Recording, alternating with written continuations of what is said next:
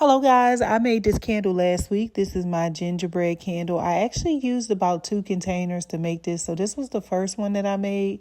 Then I realized it looked better with a single wick, and you guys will see that in the end. Anyway, guys, if you want the entire recipe, you're going to have to join that Patreon, okay?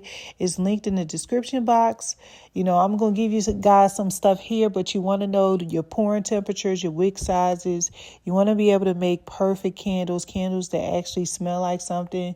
You want to get your fragrances from a great company. You need somebody to walk you along the journey. If it's skincare, if it's candle making, I'm your girl. It's all in the description box, okay? So let's talk about what we're going to be doing today. All right, y'all. So I am going to be making a gingerbread candle. I started out with this one, and this is the color that I use, but I did go a little bit darker in the final candle because I took this one and kind of tossed it to the side and was like, okay, I want a single wick, okay? All right, so I'm just going to go around now. Listen, I did this sloppy today just to show you guys that you do not have to be perfect with piping. I teach piping classes.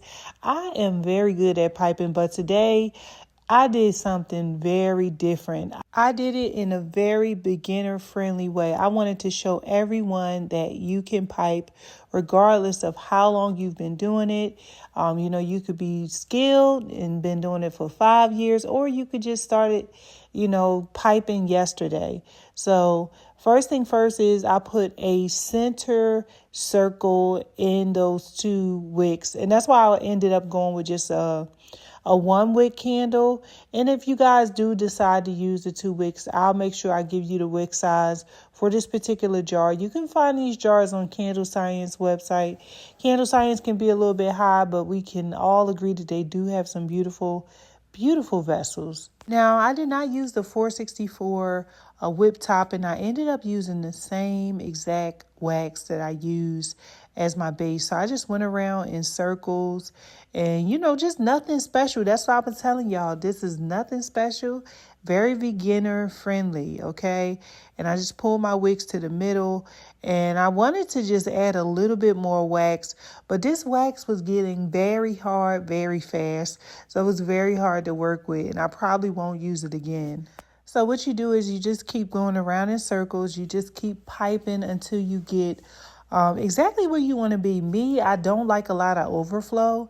So I try to keep my piping as short as possible. I don't want just too much wax coming outside of that jar. So you want to go ahead and place your gingerbread on each side. Now, guys, this mold, I believe I got this mold off of Amazon.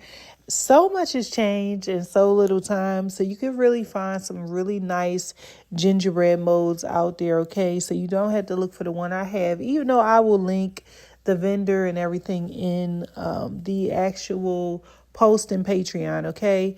So now what I'm going to do is I'm going to add some cake sprinkles.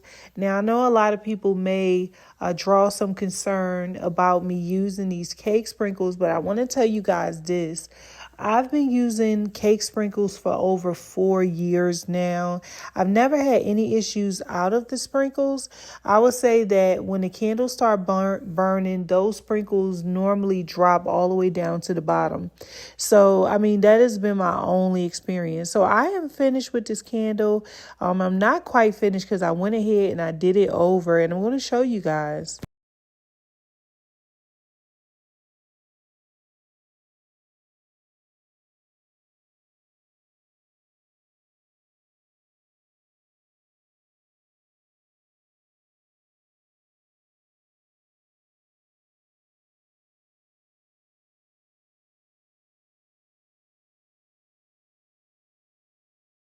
So this is my finished candle. Oh my God, it came out so beautiful. Anyway, guys, go ahead and love my videos. Subscribe to the channel, and I will see you guys again.